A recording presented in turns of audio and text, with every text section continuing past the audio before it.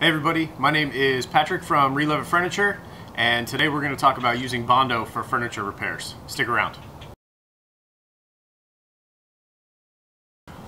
Alright everyone, thanks for joining me today. So today we're going to talk about using Bondo to repair vintage or antique furniture. I'm going to preface this with just a couple things.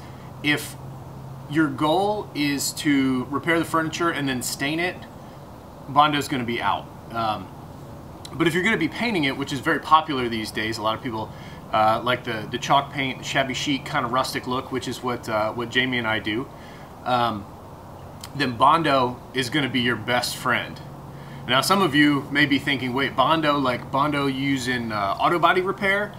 There's actually an all-purpose Bondo, and you can pick it up at your local, big box hardware store, whatever it is.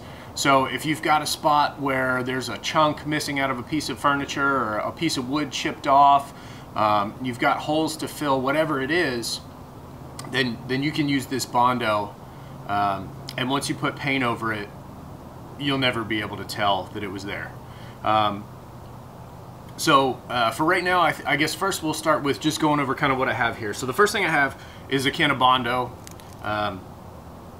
as well as cream hardener, and basically you need to mix these together.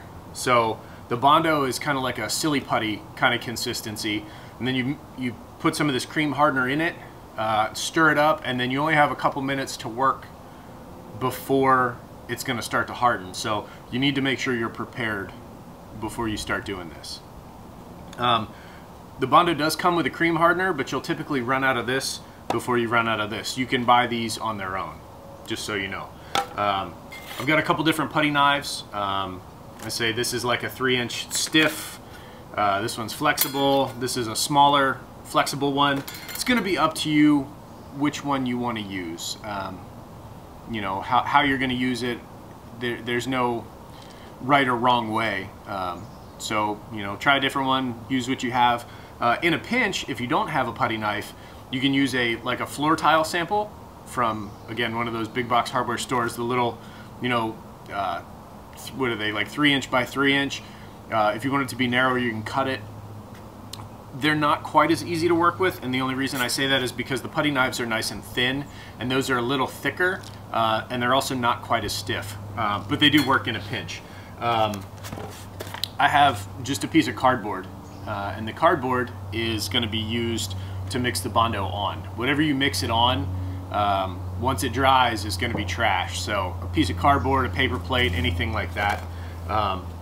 Some painter's tape, just standard painter's tape. I like the wider tape just because it covers more area easily. And then I have my rotary sander here, couple sanding discs, some clear safety glasses for when I do my sanding. So this dresser here has a couple spots where I actually started to do some Bondo, and then I haven't gone back and sanded it yet, and then it's got one other leg that's actually got a chip in it. So we are going to go ahead and get started, and I'll show you guys how all this works. Alright guys, so the first thing we're going to do is we are just going to tape off our area. So we're going to take just some standard painter's tape. Like I said, you can use whichever one you want. It's going to depend on how big the area is you're working on, but I do like the wider painter's tape. You can see right here, it's probably kind of hard to see on the camera because this has been painted and I need to go back over and fix it, but there's just a chip.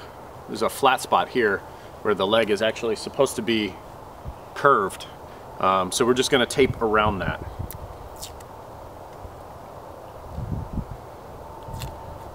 And you definitely want to do this before you start mixing up your Bondo. So we'll get to that in a minute, but we're just going to take this piece of tape. We're going to put it, give ourselves a little extra space. Not right to the edge of where we're going to work, but pretty close. So we'll tape that. We'll tape along this side here and around the bottom. And then we're also going to put a piece just kind of over here on this edge. And basically, we're just trying to isolate the area here where we're going to use our Bondo to build this back up. All right, so make sure your tape's on there nice and good, and then you'll go ahead and start prepping your Bondo to put on there. Okay, so we've got our area prepped. The next thing we need to do is we need to prepare our Bondo to put on it. So I will show you guys down here. Just pop your can open here. Oh man, I've got some nastiness in there. And what I like to use to get it out, just an old paint stick or whatever from the hardware store. So this one's got some dried up kind of mess in there, so we'll get that out because we don't want that getting mixed in here. Okay, and you can see it kind of looks like silly putty. It is it's an all-purpose putty. So what you're going to do is take this and you're just going to scoop some out and put it here on your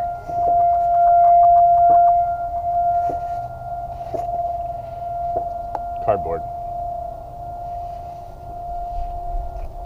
So get another little bit, and you'll learn as you go how much you're going to need, how much you're going to want to use or whatever. So we're not filling a really big area, so that's going to be enough for that. So move this out of the way, and we'll take our cream hardener, and this is actually red, which is nice. And the reason it's nice is because you can tell when you've mixed it enough. So before I go any further, one of the things I will say is that you want to be careful when you use this not to get it on your hands. So if you want to wear gloves, might not be a bad idea. My hands are kind of torn up, so they're not super sensitive, but any other areas of your skin, it's not comfortable. I made the mistake. I was using Bondo. I had my little piece of cardboard or paper plate or whatever I was using, and I set it down and went to do something. I actually sat on it, and I had jeans on, but I could feel it. It stung pretty good. So anyway, so we're gonna take our cream hardener here, and we'll just mix in some of it there. We'll cap this back off.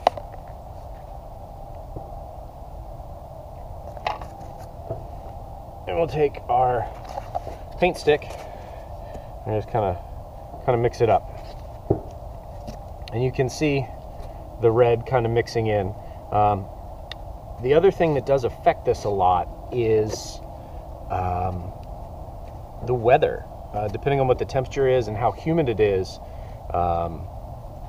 it'll dry quicker or not as quickly. When it's colder out, it can be really hard to work with because it's not as pliable. It's not too bad today. I'm gonna say it's in like the upper 50s. And here in San Antonio, the San Antonio area, it gets really hot in the summertime, so it dries very quickly. So we've got it all mixed up, and what we're gonna do is we're just gonna start kind of putting it on this area that we want to fill in. Now we need to build this up a little bit, so we may have to do this more than once to get it to be what we want it to look like. But I'm just gonna put some on here, and you can see I kind of have just a big old glob at this point. We're gonna try to fill in, try to get it as flat as we can. Sometimes it can be tough to do it this way. Sometimes, like I said, sometimes you got to put a little bit on, kind of build it up, and then let it dry, and then build it up again before you'll really be able to get it to where you want it to be.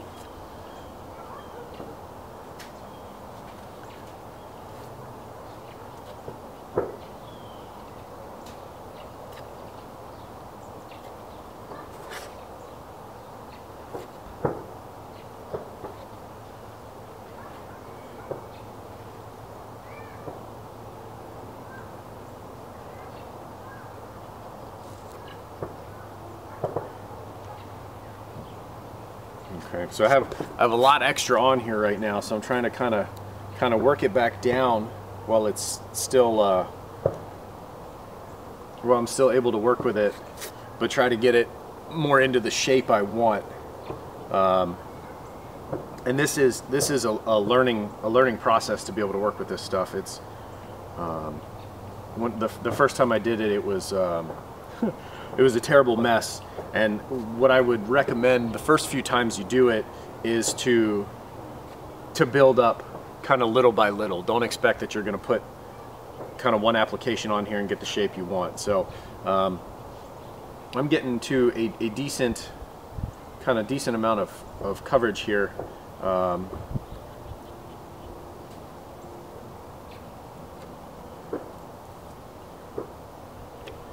So what I'm going to do now, I'm going to set this aside, and I'm going to pull this painter's tape off. Getting the painter's tape off while the Bondo is still wet is very important, because if you wait until your Bondo's dry, you're going to pull all your Bondo off with your tape. Or you may end up with tape hanging out from under your Bondo because, you know, the Bondo stuck that well to the piece of furniture. All right, so we've got a little lump built up here. What we're going to do is we're just going to wait a few minutes. We're going to let this dry. And then we'll probably come back, hit it with the sander to start to shape it a little bit, and then as needed we'll build it back up some more. All right, everybody, so we've given the Bondo here a few minutes to dry, and you can push on it and feel that it's nice and hard. So what we're going to do at this point is we're just going to take a sander and go over this and kind of smooth it out, and then we'll have to see where we are. So what I'm using on here is actually a 120, and the reason I use the 120 and not like a 60 or an 80 grit is that the Bondo can tend to, when you sand it, if you're not careful, it can come off in chunks, and you'll end up taking off more than you want to. So this is a variable speed sander, so I typically turn the speed down and just run it nice and slow with not a super gritty sandpaper, just to try to prevent more coming off than I want to. Sometimes if you had any air bubbles in here when you put it on, there'll be little hollow spots and stuff, so that's again one of those reasons that you're going to go back and touch it up. So let's sand off what we can and we'll see where we're at.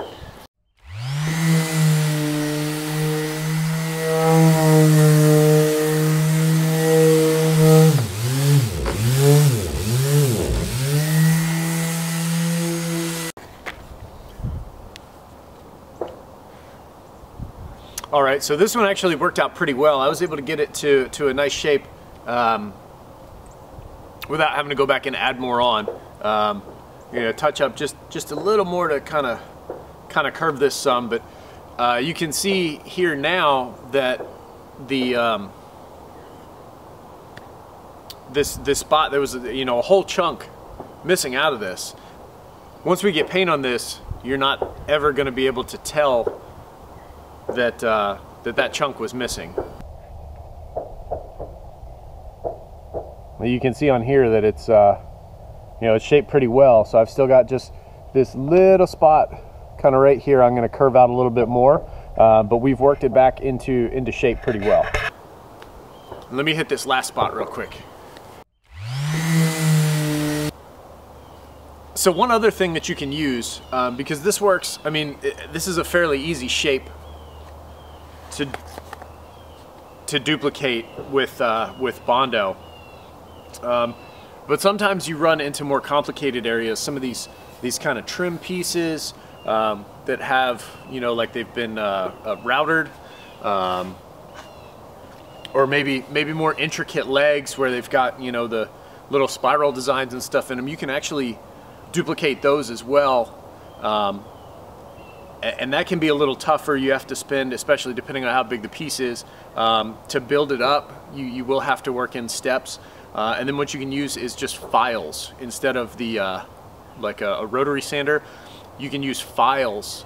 And it's much more time consuming. It takes a lot more time, but you can file it down using different files and achieve that shape. One of the things that I found that's very helpful when you do this, be it a more simpler leg like this or one of the more complicated ones, look at this leg and compare it to the shape that you're trying to duplicate. And move. Don't just look from here and move over here and look at it, look at the angles, and that will make it a lot easier for you to do. So the last thing I want to do is just take a second. I got a question on the live video about cleaning the tools, because as you can see, my putty knife here has dried Bondo on it. And somebody asked, how do you clean it? You clean it with the sander. You've got to sand it back off basically. So like I said, anything that you put this Bondo on, like once it dries, you know, you don't want to use something you want to reuse. Like this piece of cardboard is garbage now. We can't do anything with it. Our paint stick is garbage now. You know, you can break it in half, use the other half later. But if you want to use your putty knife again, you got to sand it off. So we'll do that real quick too, just to get our cleanup in.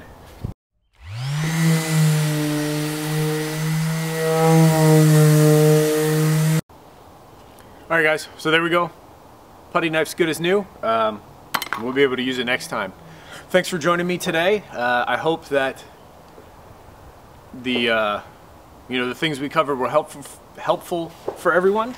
If you do have any questions about the Bondo, feel free to leave us a comment, or you can catch us on our Facebook page. It's re-Love It Furniture, as well as Instagram, re-Love It Furniture, all one word. Go ahead and if this was helpful for you, please leave us a like, subscribe, and leave us some comments. Tell us, you know, we're definitely going to keep making videos. We want to keep putting content out there that's going to be helpful for people. So let us know what would be beneficial for you, what we can cover for you, and we'll see you guys next time. Thanks.